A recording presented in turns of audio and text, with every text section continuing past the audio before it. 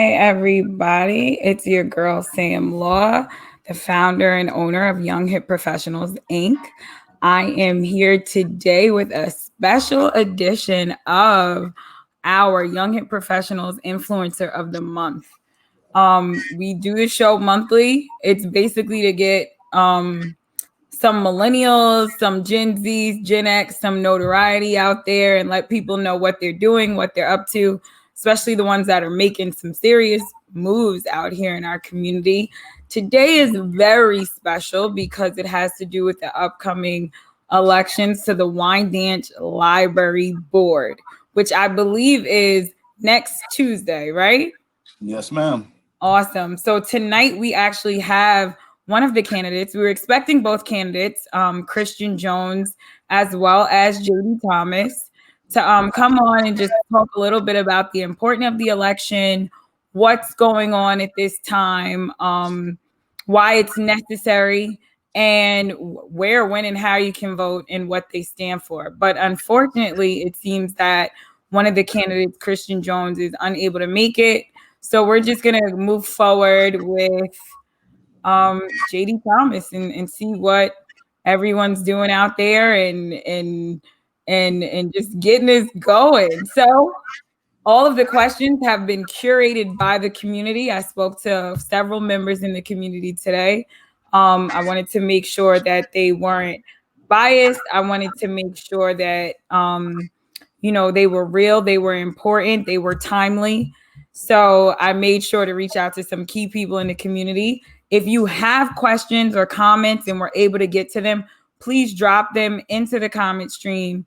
We can see them, and we're just ready for this special day, this occasion. So my first question to you, JD, is why do you want to be a member of the Wyandanch Library Board?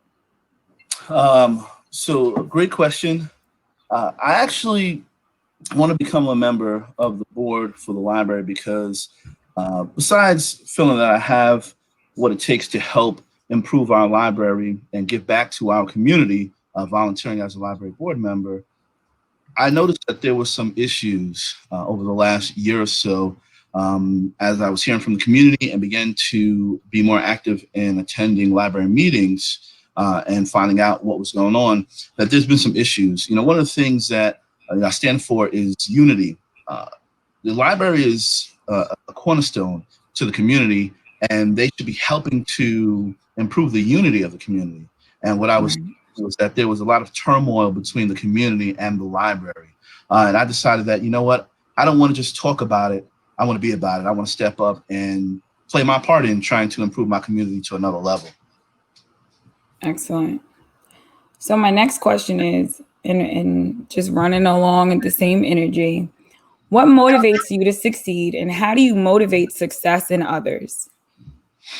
Okay, great.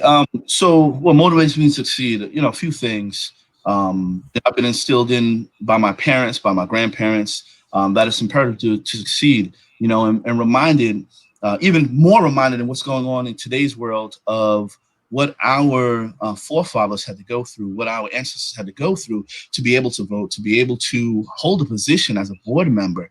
And sometimes we take that lightly because we have a lot of our fellow brethren and sisters who are in these positions, but sometimes we take that lightly of what has gone on in the past, and the fact that I'm able to actually run for a position like this, the fact that at my job I'm able to hold a position where I'm in charge of a department that covers northern New Jersey and the southern tier of New York.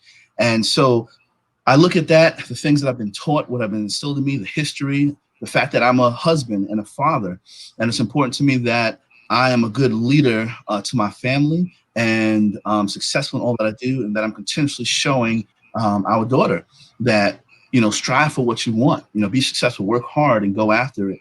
And then when it comes to motivating others, which is actually one of the things that I love to do, if someone asked me 2 weeks ago if money wasn't an object, you know, if I was rich beyond, you know, what would I do? And I said, well, I'd probably do about two things. One, I would be a motivational speaker to the best of my ability And two, I would volunteer. I get my pilot license and volunteer with like search and rescue stuff. Um, I like to motivate other people to do well, do better than I. You know, in my job, I work as a senior training and development manager, and so I get people from 18 years old, first time ever having a job, to 80 years old, and the ages. Every time I get an opportunity, I'm talking to them about how they can be promoted within our company and what are their goals beyond our company potentially. I always have to say, you know, I work for the company. I'm going to take my company hat off because I want you to succeed. You know, there were people who were mentors to me and still are mentors to me that helped me stay on top of me when I was a slacker, you know, and motivated me to succeed, to move forward and do things that I want to accomplish. So I actually take great joy in seeing people that I've taught, whether at my job now or when I used to work at a private school, succeeding and accomplishing the goals that they desire. So a little bit of a motivational speaker and to folks, and I try to mentor those younger than me, my same age, and if someone older than me will listen and I have the information, I share it because I'm all about people being successful. No reason that we can't all be successful together. Absolutely. There's enough room at the table for all of us, and I think it's something that is crucial for our ancestors to be championing us up in the heavens, you know, saying, look, our babies are doing it. They're carrying that torch. Actually, it's funny. A good friend of ours, Jordan Williams, just commented, glad to see the baton passing and our generation stepping up now. Yes. Wyandanch millennials in politics. That sounds nice to say, doesn't it? It does. It does. It really does. So my next question, as a trustee, how will you assist in being able to improve the relationship with the school district and the library? Wow, that's an excellent question. Wow, that's an excellent question. You know, that goes back to my unity piece that I was mentioning earlier. We should be working together. Now, you know, I don't have all the details. I only know what the different board members from both sides tell us. But the school, the library, the civic association, other major players should be working together to make sure the community as a whole is being lifted up and being unified. And I think that number one, let's sit down at the table together. Let's have a meeting together. I don't know that this hasn't happened, but it hasn't been spoken that the two boards have actually sat down together to try to.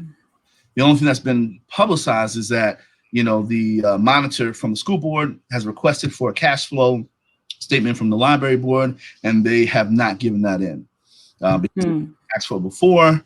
And I don't know. To me, it all sounds like nonsense because at the end of the day, the people that are suffering are the residents and the children. You know, we're the ones suffering. So I would be looking to communicate with the school board. Let's sit down. Let's hash things out.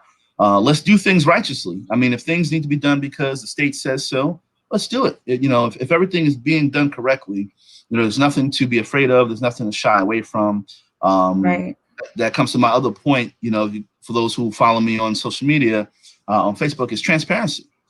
You know, the trustees of both boards are elected to be entrusted to do the right thing for the community, follow the law, and do the right thing for the community. And they have to get together. They should be doing events together. You know, school and library should be doing events together regularly. You know, I know the library director had mentioned that he was reaching out to people from the school board earlier in the year. He had gotten some good advice from them as far as, you know, some of the virtual programs that they're doing. But now it seems like things have screeched because of this loan that the school board has asked. I mean, the library board has asked from the school, and the school has asked for the cash flow. There has to be unification. You know, talk about the ancestors. You know, I would say that they would be very displeased with the bickering back and forth. Again, I don't have all the information. I can only go based on what has been publicized, and from that, it seems like we're not doing what we really should be doing. Well, that leads me to my next question a bit. So this question is, do you feel that the library should continue to borrow money from the school district while they face a financial crisis of their own? Or do you think that the library should become self-sufficient? Okay, another great question. That community has some great questions. Another multifaceted response. So, this is something that's gone on for a long time. In general, it makes sense that they're borrowing because of the way that the taxes come out. They're not paid. The fiscal year runs from July 1st to June 30th, and the taxes don't. Tax money doesn't come to the library or the school board until January, so halfway through the fiscal year. So they're asking for a loan basically to cover the first half of that fiscal year. Excuse me. So it's been necessary, right? What I really think is more interesting is right now might be the moment that can stop. Now, the reason I say that is, the library is closed. Certain bills that must continue to be paid, but based on the fact that the library had noted in a meeting that they had about $1 million in the bank, that was probably about 2 months ago. That's half of their budget, their normal budget. So it sounds like if it can be tethered, now is the perfect time. But at minimum, I would think, again, without having the actual data, the books in front of me to review, which is something that I would like to do if I'm elected to the position. At minimum, I don't think they need the whole $1 million. Now's the time that maybe only 500,000, because at this moment, the fiscal year started in July. It's September 10th. The library has not been open. We don't know if the library is going to be open. And based on the information that it gave, saying that the HVAC is the problem, the air conditioning is the problem, and their verbal quote they received was $500,000. Wow. What we just found out last week, during this whole time that they were saying they haven't been able to open, it's the first time that they noted that they had a verbal quote from some time ago. The budget's not going to be able to pay for that. That $100,000. So we're at a point now that they might be able to drop down how much they're borrowing. I know that they noted that they are looking into severing ties with the school. What options they have there. That'll be interesting because the school, if I'm not mistaken, owns the building. Severed ties with the school, they may have to pay the school for that building, which means what now? They need even more money, to be able to pay the school for that building. And again, that will also inject cash into the school, correct? Yes, it would inject some cash into the school. That would be a positive thing for the school. Right. I would see that. I'm quite sure the taxes for the library would probably have to go up, and beyond the 2% tax cap. So I think that it could be a very positive thing. That's really what the question was. Should they sever ties? I do think that it would be a positive thing. That way, the waters aren't muddied. Right. How we get to that, though, is the interesting part. There are 3 or 4 different types of libraries in New York State. So one is like where we have a school district-based library. There are other routes out there. I don't know. I'm looking into that. I don't know if those will be the best for our community. That's really the question.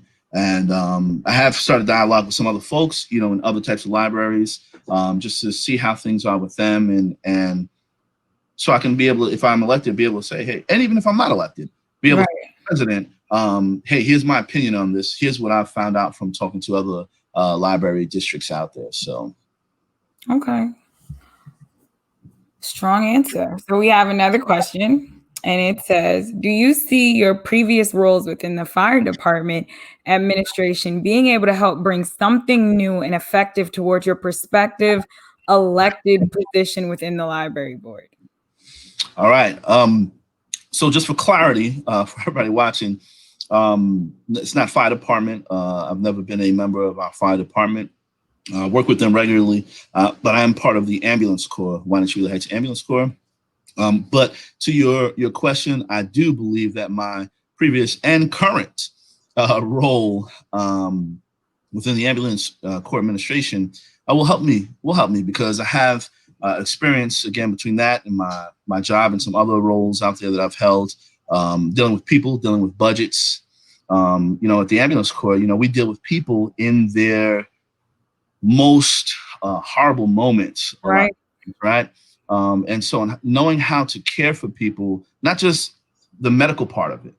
Most people think about the medical part alone, but as a chief, I've had to, as a captain, as a lieutenant, I've had to talk to family members about, their family member very ill or who has passed away and is in their house. So it forces you to have an understanding, to be very empathetic for people, because if that were me, how would I want someone to tell me the worst news that they could really tell me at that moment? So between that, dealing with people, managing people, again at the ambulance corps, at my current job, in other roles that I play, are all they all make me the man that I am today. Right. So I've been a pioneer in my ambulance corps for new ideas and ways to unify the folks that we have there, and a lot of new things that we've actually had in the last decade or so at my ambulance corps. I've played a major part in doing that so that we can increase our service and improve our service to our community and actually the communities around us. Because for those who don't know, fire departments, ambulance corps, they always are working with each other across hamlets and villages. So I absolutely know that experience will help me if I'm elected to this position. Awesome. So that was a very eloquent answer. I like that you brought, your community experience into it. And I think it's going to kind of roll into my next question. How do you feel? Actually, I'm going to ask this first. What are some upcoming programs that you would bring into the library to really build the bridge between the community and the library? Okay. Now, I do want to say that the library has always had some great programs. And even while we're in COVID right now, the library director and the librarians have certainly worked to bring virtual programs. Unfortunately, during the pandemic, they haven't had a lot of attendance to the programs. Right. The last major one they did, which was to honor the late Mr. John Lewis, that had about 22 or so attendees, and it was a great program. So right now, while we're in pandemic, I think they need to continue doing things like that, things that affect the community, things that the community care about. And one thing I don't think I remember in the last year or so, something that I would want to do is some sort of survey from the library. What does the community want? What are they looking for? What more could we provide as a library to our community? I spoke to a community member on Saturday who said, I rarely get books from the library. I go to programs when the library is open. I enjoy the programs, but I rarely get books from the library. I said, well, why? Is it technology? Or, for me, I do a lot of ebooks, right? And things that I want to keep. You can rent ebooks through the library, but things that I want to keep because of research, things I need to do later on. But she said no, because out of all the books they have, I've either read the ones I want to, or they don't have what I want. So to me, okay, well, what are you looking for? What don't we have? Is it time for us to change some things out? Right. That's just one individual, but it's worth sending out a survey to folks and say, hey, if you're interested, fill out the survey. I mean, that's something you can do on social media. You can do a Google Docs, fill out a survey, and see what they come back with. And I think that's something very important. Some other programs, some things that I want to do is I want to bring some things to the library that will help the community get certifications. So that helps them become more employable, right? One of my points, right, that I have as far as for running, right, I have educating, equipping, and empowering. So we look at educating, do we have the books that they need, the physical books, the ebooks? Can they get the internet access that they need to educate themselves, right? we have seminars for them, which the library does, right? So I'm not saying that they didn't do we have seminars for them? When I say equipping, all right, do they have the tools that they need? And if they don't, is it something that we can provide? And that may be something physical, or it may be not just a seminar, but a training session. You know, in my line of business, my professional business, there's a difference between teaching and training. Teaching means I speak at you, I just throw you a bunch of information. The way I like to explain it is, you think about college, you got that bow tie professor in a lecture hall who's just lecturing you. So you grab all that information. It's up to you if you can grab it or not, right? And then training is, all right, I've given you information, but now I'm going to help you apply that information. Do you understand how to apply that information? And again, they do some things like this, but I think that we might be able to do some more. And then empowering is saying, okay, we've educated you or given you the opportunity to educate yourself. We've empowered you by giving some training sessions. Now, equipped you by giving you some training session and some tools that we might be able to provide, but empowering you by making connections. Right. You live in the community, businesses. Do the people that come to the library and use the library know that you're looking for an intern, whether it be paid or volunteer? Do they know that? Do they, someone who's been educated, they took CPR down at the library. They've got a CPR card now, so they're equipped to go out and get jobs that require CPR. But do they have to connect to the ambulance corps? Do they connect to the resource center? And some things have been done. I am not saying that the library has not done any of these things. I'm saying I think that we might be able to improve that between the school district, the library. I know one thing that without having, again, every single piece of data, it appears to me that we don't have as many volunteers, if any, at the library, at our library, the way it is at a lot of other libraries. And I don't know if people would be truly interested in that, but what that does is it causes another vested interest. Now, I don't just use the library, but I'm a part of the library team. Those people now can become ambassadors to the community, saying, hey, do you use the library? Why not? Oh, did you know we have books in Spanish? We have people who speak Spanish at the library. Come on down. Even if you only speak Spanish, or your family speaks Spanish, we have someone that can communicate with them. Again, it's about that unification and improving our community. It's time for our community to go to the next level, but it takes us. It takes a Sam Law, it takes a Jordan Thomas. It takes regular folks to get involved and just let's make the connections and help each other. Get to that table that you referred to earlier. Absolutely. So I want to bask in what you said. I think it is very critical that we do have access to information as a community. I know that it'll help us improve, especially, financially. Knowledge is the key to wealth. A lot of people don't realize that having access to books, having access to current information, having access to skills, and like you said, not just throwing information at people, but training them in real world circumstances is absolutely critical. So I thank you for discussing that. And it kind of like moves me along into our next question. So what is your major concern with the lack of community use of the library? I know there's been a lot of controversy about other libraries opening during COVID, and Wyandanch has remained shuttered.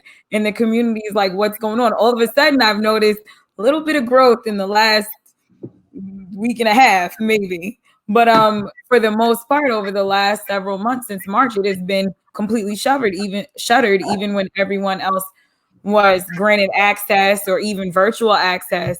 How do you feel about that? And what is your major concern with the lack of community use, especially during COVID? Okay, so, I said earlier why I was running. One of the reasons I was running is because of, lack of unity and just respect with the community, the library board to the community. And my issue is that, we closed down in March. I'll say in April, actually, excuse me. The library closed down in April. They originally were going to have the election on the initial scheduled date.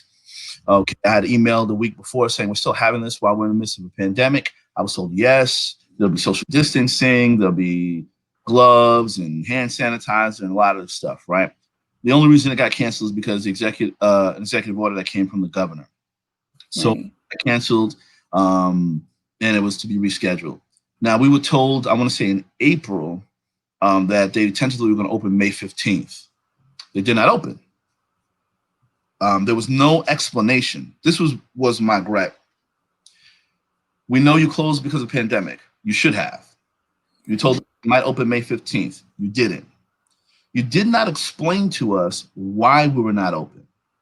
Now, we understand the general senses of we're still in a pandemic, but other libraries were communicating with their community of why they were still not open, right? And then when other libraries began to open up, still no information to us. And that's my issue, right? Because they may have a very valid reason of why we're not open, but why does it take me emailing and not getting a response, and then me posting on social media, calling them out to receive some sort of response? I just feel like it's improper and unsatisfactory of a board that is elected by the public to care for the library services that are for the public to not communicate with us until someone asks a question, and then their answer is because of the HVAC. They said there were some other things, that they need to have checked out, and they got their certificate of occupancy, but the HVAC still has some issues. It previously had issues prior to COVID, and they, it hadn't been fixed, and now with COVID, it causes it to not be open. There's some questions out there about that, but again, without all the facts, data, paperwork, I can't really speak too much on that. But my issue really was that lack of communication, and then they said to us they cannot do curbside, because I said, well, why can't we do curbside pickup, right? Because every library that's open in the county is not open for people to come inside. Some of them are just doing curbside pickup. All right, even the two hamlets that had the highest rate of COVID cases per capita, we were number 3, Wyandanch, but the two highest, they're open for curbside pickup. Now, I don't know what the HVAC system is, so to be fair with that. But when they question about that and they say, well, it's not safe for our employees to be in there. And then I find out personally by going to the library that there were multiple people in the library at one time. How can you tell me that you can't have curbside pickup? Either you are risking all those people's lives because they're in there together, all right, and you don't care, or you don't care for the community, or you're lying to us. I don't know what it is, but it doesn't make sense, because for curbside pickup, I had posted on my Jordan Thomas for Wyandanch Library Board on Facebook. I had posted, listen, here's my proposal, right? Without having the HVAC data, just going based on what they're saying. We do curbside pickup Monday through Friday, 2 hours a day. Let's just start off with that, 2 hours a day. You only need 2 people on duty to establish that curbside pickup, because it would be by reservation. You can just come up. You'd have to use the website to reserve what book or books you want in a time slot.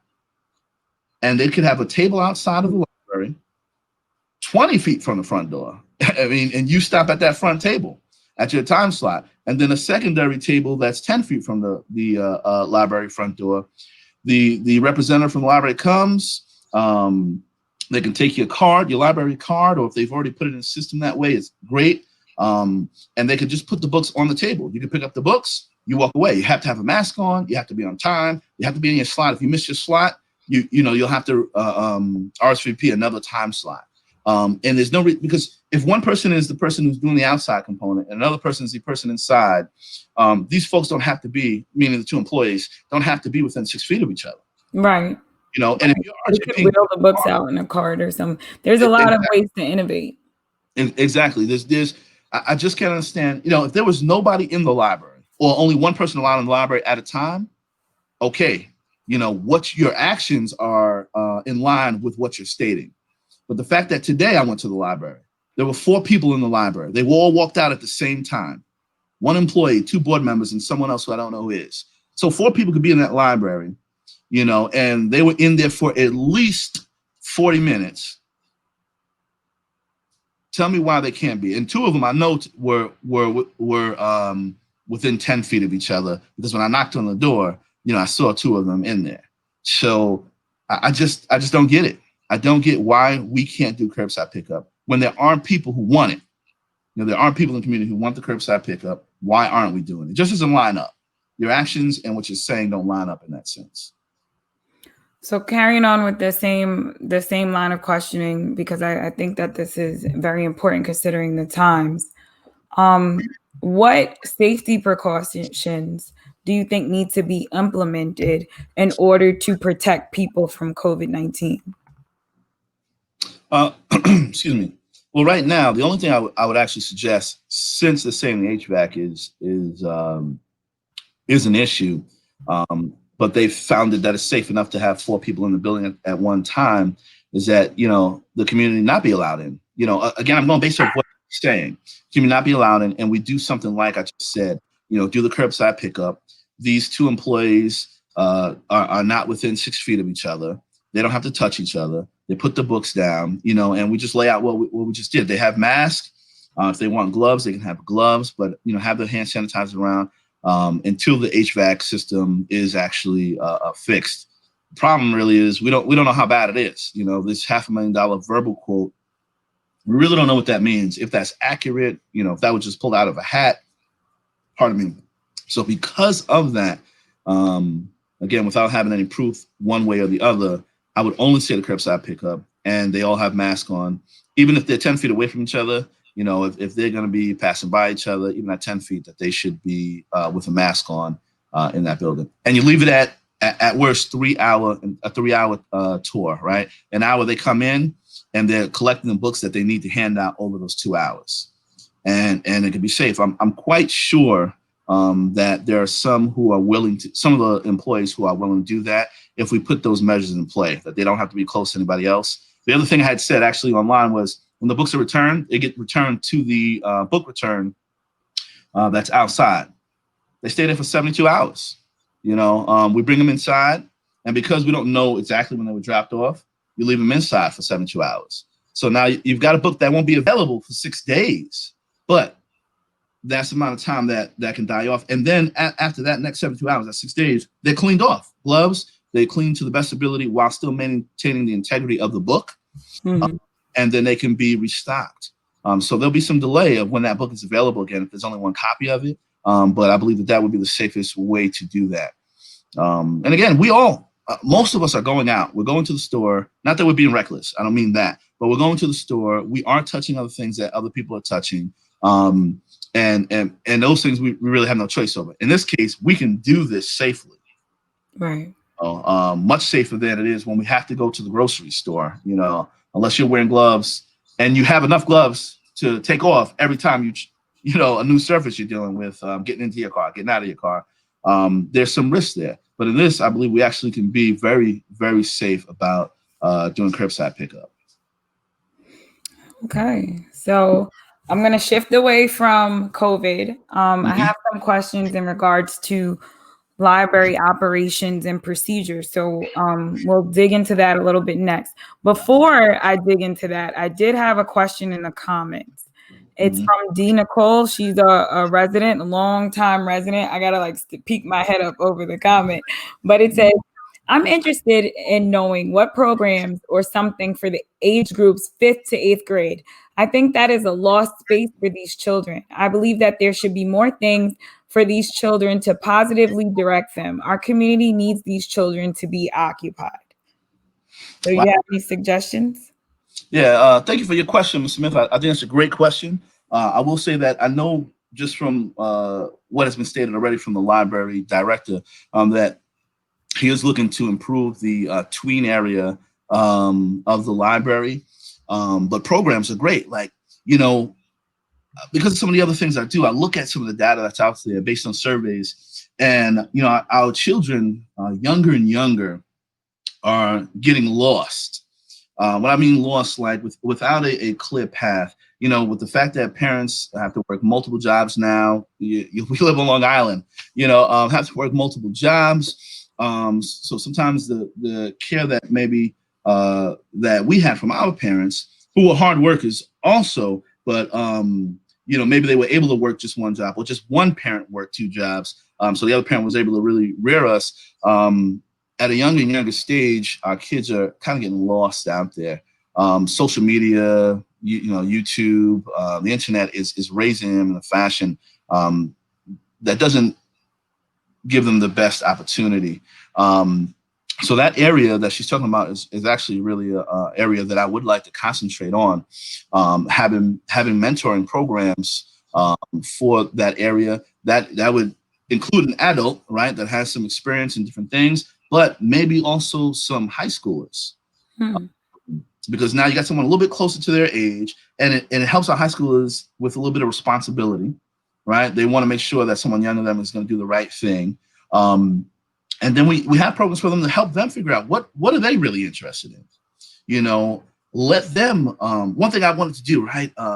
With the ambulance corps and something that was on my plan for this year with the library, whether I'm elected or not, was to see if we could do that at the library, because we really want to. The ambulance corps with our public education really wants to work more directly with different entities in the community, because again, it forces that vested interest within the community.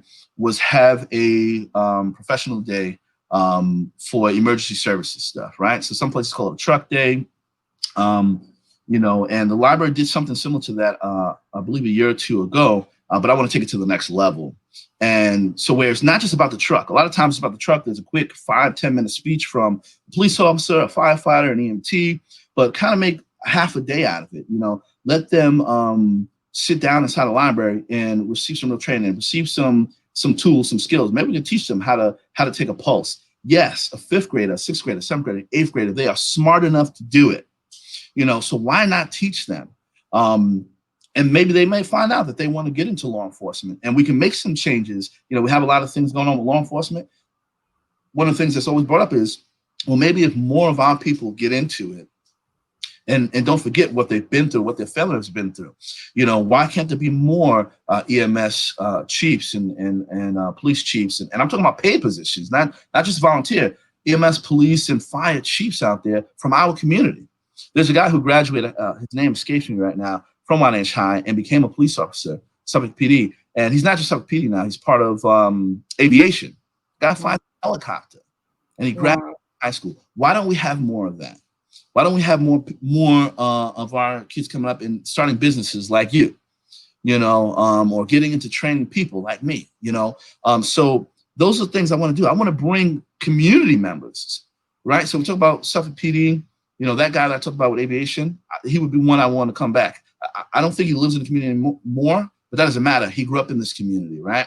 To bring that fire, police, EMS, but I want to bring other community members, a lawyer, an entrepreneur, if they own a grocery store, something so that kids can say, maybe that's what I do. An electrician.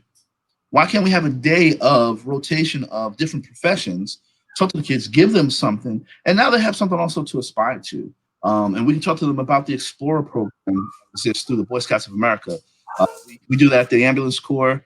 At 14 years old, you can become a junior member, which is the Explorer program. They have that with the police department. But not a lot of our kids are doing different Explorer programs. Here, they get to learn a lot, and a lot of folks who do the Explorer program, they end up going into careers in that. But they have an advantage over other people who never went through an Explorer program. So those are the types of things that I'd like to bring, but I definitely do want to spend some time on that area, because even talking to other community members, there's apparently the kids that leave the elementary school and go to the middle school, a lot of them, that's where they're, again, kind of getting lost. Right. So what can we do with the school, with the community members, with the parents, with the Miss Smith, to make sure that our kids are not getting lost there, and then maintaining that through the high school, having better graduation rates, and getting people into jobs. Let me rephrase that: getting them into careers. No matter what that is, getting them into a career that they can be proud of and sustain legally and be able to provide for their families. So nice. Those are definitely some programs that would be highly influential in the community, and I would definitely look forward to having my children participate in. They're much needed all the way around. So with that considered, what are some ways and areas that you believe the library budget can be better utilized? Okay, great question. I would say, so right now they're looking for, I believe, a 1.81% increase. They have, the funding or the line for employment has actually gone down, but they're apparently able to give raises during that. I think a lot of it needs to focus on two things: the community programs, and possibly um, the books. I mentioned that we have someone from the community who said that they really don't have books that they want. They get a lot of books from other libraries. I didn't mention that part. So it's not that they just don't get books; they get a lot of books from other libraries. And they actually complained that during the pandemic they had to buy a bunch of books because all the libraries were closed. But those would really be the two big things. Oh, and one of the section is they've been doing pretty good with the social media for the programs they have. And one thing they said they have on the list is really the website. I think that website needs to be revamped. The library director did bring that up. I don't know what they have plans for that, but it does need to be revamped. When you're looking for certain data, sometimes it's all the way at the bottom. You can certainly miss it because there'll be just a lot of data on there. But right. I think we need more programs. And I think we need more programs for the community. Again, they do programs. So I'm not saying that they don't do programs, and they actually do some good programs. But it kind of ties into that survey. What can we do to better assist the community? Because we're not, library's not there just to say we have a library. Right. It's to help enhance the community and be a resource to the community. So, those are the things I think of on my own. But I would want that survey that I mentioned earlier. What does the community want? What are they looking for? So that's actually another question in the comments. This is from another longtime resident, Jaron Nixon. Is there a way you can survey the kids to find out what type of programs they're interested in or specific mentoring fields they might want to pursue? So again, going back to the surveying the community and getting that real raw data. Yeah. So absolutely. I mean, right now the school district has surveyed parents and I believe kids also on different things, how comfortable would they feel coming back all day, half day, the hybrid system because of COVID. And we can use that same type of a system. I would actually want to tie in with the school because, again, the way unless you go to the library website, and not everybody has Facebook, especially that younger age, Facebook sometimes I hear them say, my daughter told me a few years ago, Facebook's for old people. So I'm not that old, but she says, well, Facebook's for old people. We use Snapchat and then, Instagram and all this different stuff. But there's ways to do it. Like I said, I think the school was using like Google Docs. At first glance, if I had to do it tomorrow, I would be using a Google system that we can send out. What I was saying with the school is I would actually ask the school to send that out because they have emails for at least the parents. At this point, I believe all the students have Gmails because of the hybrid system. So I would ask that it would be sent out at least to the parents to say, hey, listen, here's what we're looking to do. There's a survey for you as an adult, and then there's a survey for the kids. You just ask them to fill this out. Right. Have the reach already. Again, that's that connection, that unification, working with the school district so that we can provide better services for our community. That's what I'm doing. I mean, it doesn't make sense to do things that they're not going to be interested in. Right. That they're not going to attend. So let's get right from them what they're looking for, what they're interested in, and let's see how we can accomplish it. Okay. So these are the tough questions. We got about 15 minutes left. I got these are the heavy hitting questions that some communities members they wanted to ask. They might be a little controversial.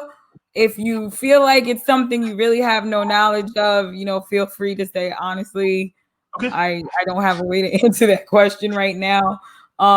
If it's something you feel you can answer, go right ahead. But I want to do my service to the community by asking these questions, even regardless of the controversy, So one of the questions I was presented to me is, are you familiar with the audit that was done a few years ago? And what will you do to address the recommendations? Okay. My initial response would say I'm slightly familiar, right? I do remember reading about it. I don't have it in the back of my head right now because I've been, just more focused on the immediate. It is on my list again to go back and look at those things. I mentioned earlier that if I'm elected, I want to look at the finances. Right.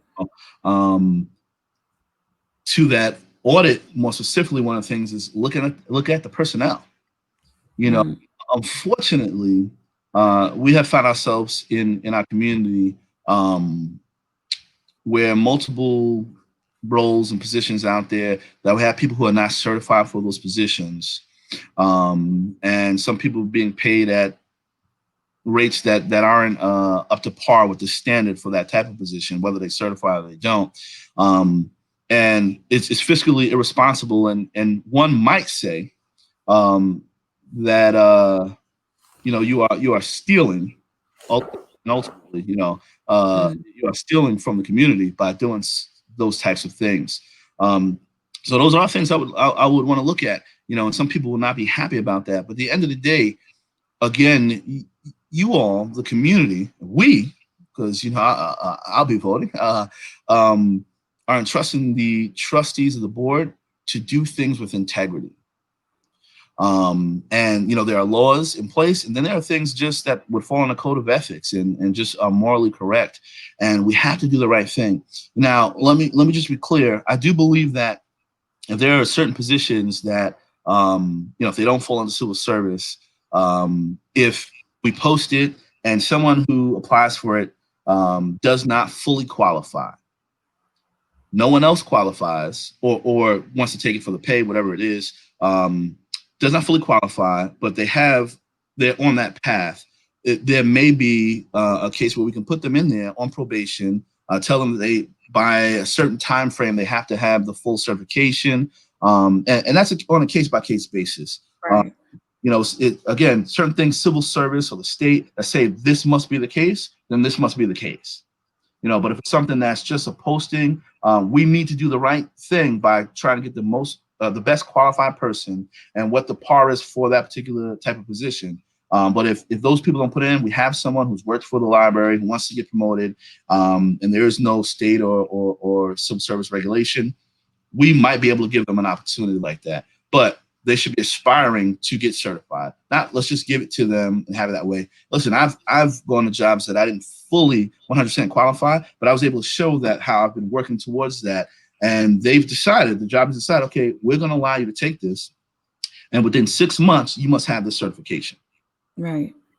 The job I work at right now, the position I have now, the one before that, I didn't fully qualify for. They said, you got 6 months because you have all this other experience. You can actually do the job, but you're going to have to get this certification. You can do a bunch of stuff for us besides this one thing. And I had 6 months to do it. I got it in 2. And since then, I've been promoted to an even higher position. So it's not that I'm against people or anything like that. We just have to do what's right. This is not personal. Some people think that when I bring up certain things, it's personal. It's not.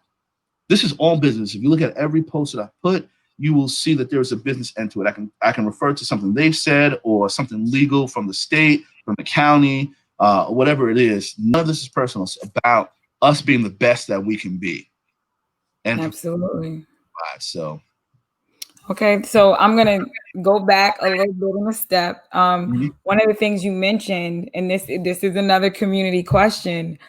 It was about nepotism. So you kind of touched on it. So the question is, how do you feel about nepotism, about the family members of board members, I guess, were hired to do jobs that they weren't qualified for? How do you feel about that? And it kind of rolls into another question is, how could you enforce accountability and compliance to combat against these types of issues? Okay, great. So some great questions, right? How do I feel about nepotism? Shouldn't happen. People should not be receiving positions just because they are related to someone on the board or someone who works there. They are qualified or they are not. And if they're not, I refer back to my comment before.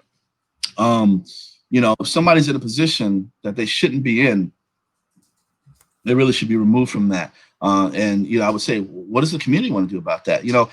Where it gets tough sometimes, right? When you ask community members that, well, they shouldn't have been in there, but they're in there now. Susie, she lives down the block, and Johnny lives over on, Commonwealth. It puts the community in a tough spot sometimes. That's why it should never be done from the beginning. Right. I have no problem with family members in positions, whether on this in the library or on the school district, as long as they qualify for the position. And let's say we'll use a random name, library board member Lucy, has a bunch of family members who work for the library. Okay, qualify, great. Lucy should not be in charge of the personnel committee. She shouldn't be the personnel committee. She shouldn't be the one spearheading the final decisions on who gets hired, who gets fired. Not that she can't give any comment at all, but she probably shouldn't be the one spearheading that. She definitely should not be commenting if it's in reference to someone who is employed. In reference to someone who is their family member. It's obviously better that they had no family member working there. I do believe that, we're Wyandanch Public Library. So the bulk of our jobs should, if people qualify, should go to our community. Right. Tax money going to the library. We should be able to keep the funds within our community as best as we can. So again, I'm not against them being there, but we certainly need to have some accountability, some compliance, and so I'm touching on that by what I said before. If I have a family member working there, I shouldn't be dealing with anything that has to do with her or him from an HR perspective, right? And I said her because actually my sister works at the library part-time. She has for years, way before I even thought about just put that out there, because someone will try to take that and twist it. She's worked there for years part-time. I should never be involved with anything that goes on with her from an HR perspective, bring discipline, none of it. And I never will, because that's improper. It's improper.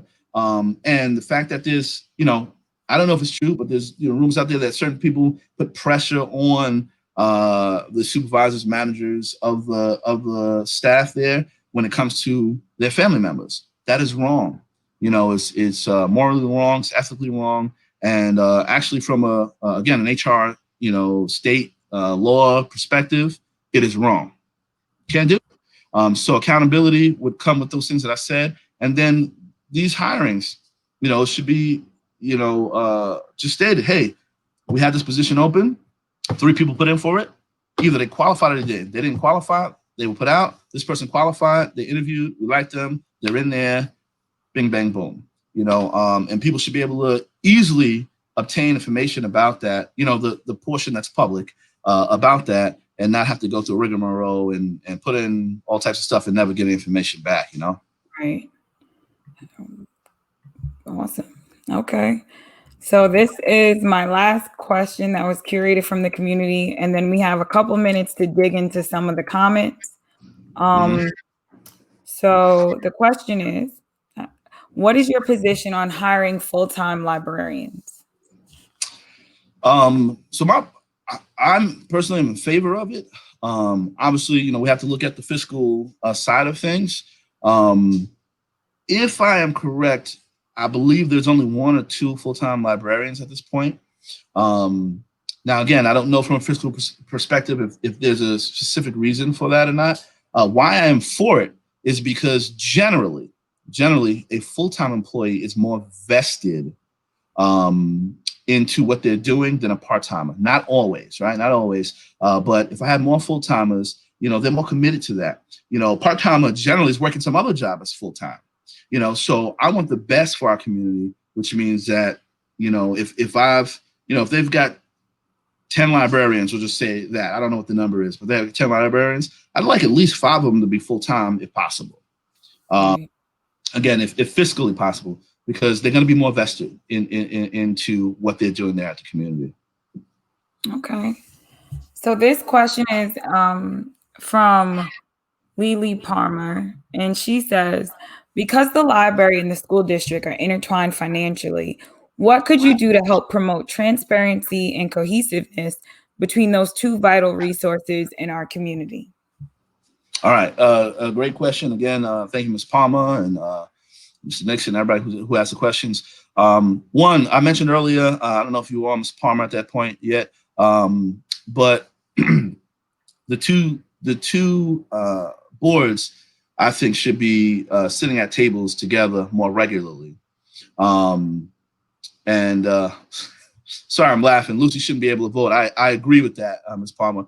But they should be communicating more regularly, and then with each other, and then communicating out to the community more regularly. You know, there've been some things that have come out from both boards that, you know, with little bullet points, but they really didn't explain. And I'll say the previous school board, you know, early in the year or last year, some things that came out where they didn't really explain what they were talking about. Oh, well, we spent some money over here and we spent some money over there. Well, it needs to be more. That's not transparent. You know, that's the bare minimum that you have to put out.